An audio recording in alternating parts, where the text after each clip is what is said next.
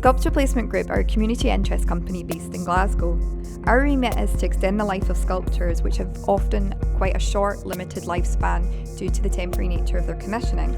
We find new ways to encourage sustainability within the arts, and we extend and find new audiences for contemporary art.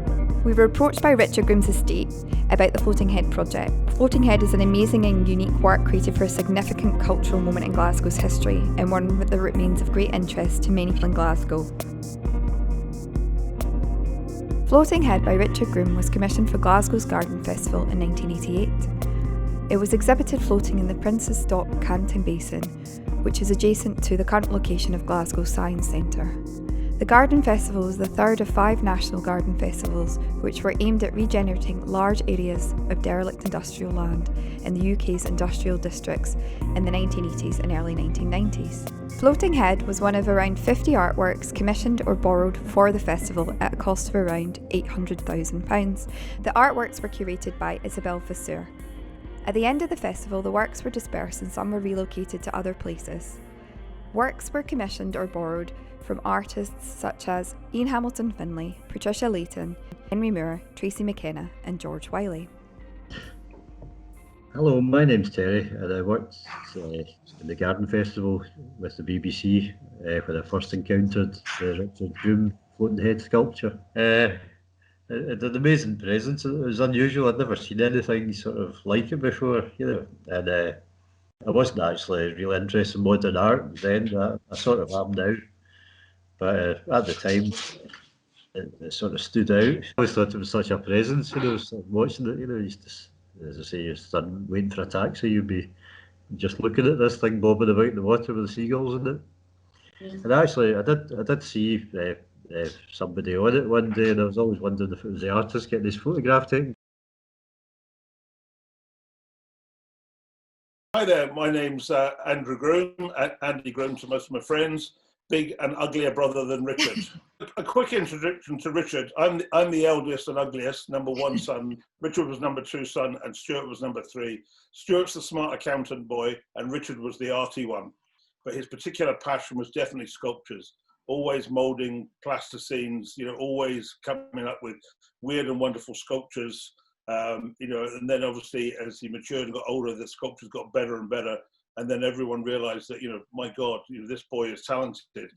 But his passion for sculpture developed to a passion for sculpture for buildings, architectural sculpture, and the historic side in Scotland. So that's where his career led, to be a building inspector and for the heritage of Scottish buildings, which when you walk through any Scottish city and, look up, and just see some of the work. And my brother was involved with many other sculptors in renovating and refurbishing all the gargoyles and all those amazing things you see on buildings that we just don't do anymore. I do know the background. Basically, the Glasgow Garden Festival was, as I'm sure most people was in 1988. They were inviting proposals or pitches for pieces of sculpture. I mean, you look back at the Glasgow Garden Festival 1988, some of the videos around, there's some weird and wonderful stuff. So my brother put forward his pitch, which was the Floating Head, which was based to be built in the shipyards of Govan, because obviously the Clyde heritage and shipbuilding. Richard was delighted to obviously to get the commission to build this head, but then realized that what he put down on a piece of paper as a proposal, he had to actually produce in practice. So he went to a naval architectural course to actually understand how boats, and specifically ferro cement boats, are constructed, which are constructed with a shell. How you make any boat with a shell first, and then wrapped in the chicken wire that you see around people's gardens to stop the deer and the rabbits getting in. Yeah. And that's the basis. So it's literally a skeleton wrapped in chicken wire, and then layer and layer of ferro cement concrete. But he learned all these techniques at a course he did at Naval Architecture, and then started putting them into practice at a Govan shipyard. And I remember specifically, and many people have commented on this, that a lot of the artists would give a brief, on a piece of paper and expect, the poor guys to actually put that brief into practice. But Richard was down there 8 in the morning to, 8, 9 at night, grafting away with all the other guys, putting it together, and making sure that it did get put together right. Richard Groom is the only artist that I've ever spoke with and worked alongside, and Richard Groom worked as hard as I worked on his job. I never met any other. I worked on the Bollard and the Nose to Nose. I never met the artist personally.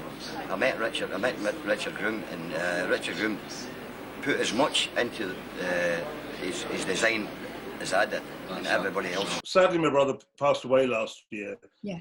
And the funeral, there was, I mean, a lot of people, hundreds of people, and a lot of people that I met there, I had not met before.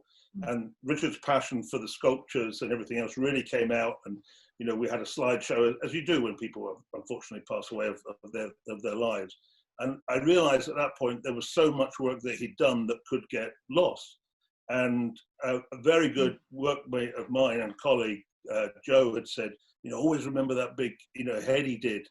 Yeah, I wonder where that is. So we started Google Earth and looking around on Google Earth and trying to find out about it. And of course, with Google Maps, you can find all sorts of weird and wonderful things. But you could go around the Clyde shipyard where it was located. And I took all the phone numbers down off the gates and everything and started phoning around. And then eventually phoned this yard and said, you know, you haven't seen this thing, have you? Like, oh yeah, big floating head just down the road. Yeah, we've got one. What? So we found it, you know, which was, you know, step one, you know. And then, of course, started speaking to the guys at Sculpture Placement Group and started through contacts from Richard's funeral and the powers of the internet and the powers of communication. There was this undercurrent or underswell of enthusiasm to get it back out there. But I do feel there's so much sculpture and so many things that are lost from the past. And I think we as a nation, as a human race, are now embracing a little bit more of the past and, you know, more respectful of waste. I think it's sort of ingrained, you know, we're all getting a bit more aware. So to see it perishing away, it's just not right.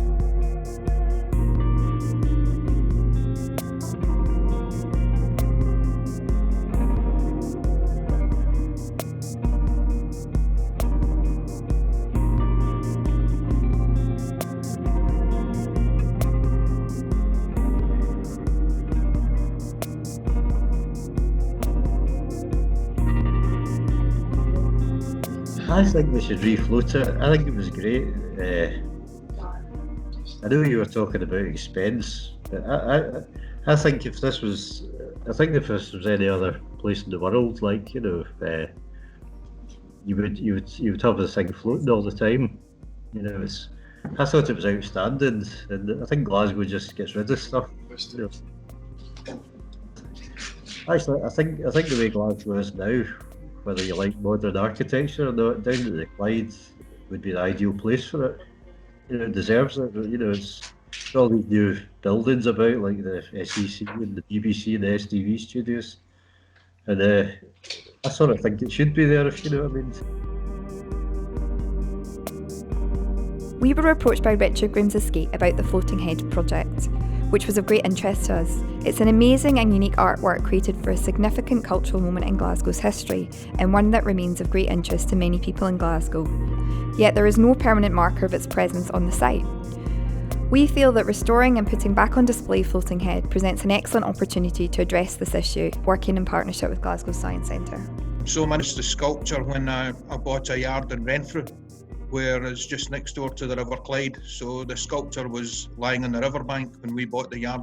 I think it was just taken down there for storage at the end of the festival. And, you know, the guy that owned the boatyard said that's fine, you know, we'll take it into store. And it was just put in the riverbank and kind of forgotten about for a while. But it was quite an eye-catching piece, you know, and, you know, it caught the attention as people were moving around.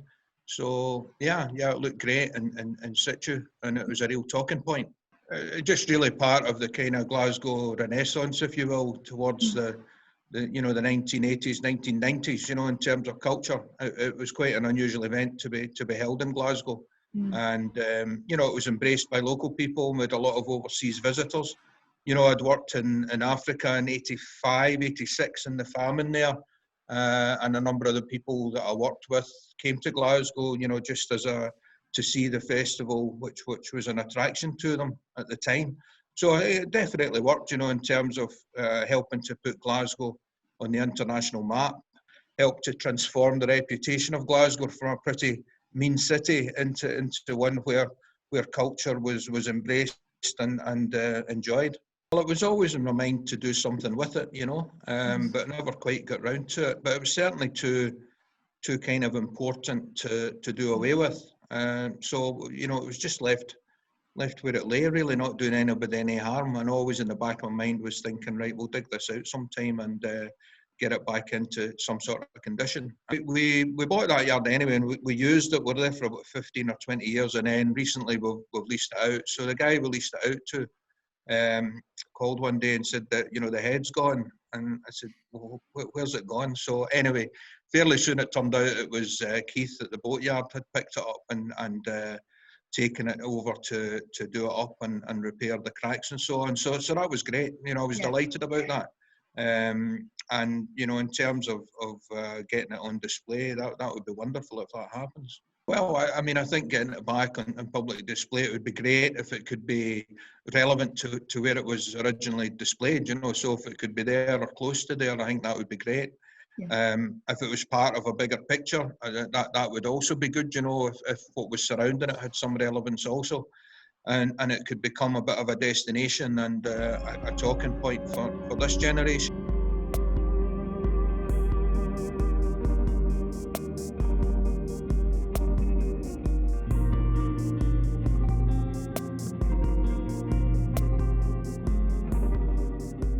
The plan is to put the sculpture in the Canton Basin next to the Science Centre in spring 2021. In advance of this, there's some restoration work to be done with the boatyard, but despite it sitting outside for 30 years, it's weathered pretty well.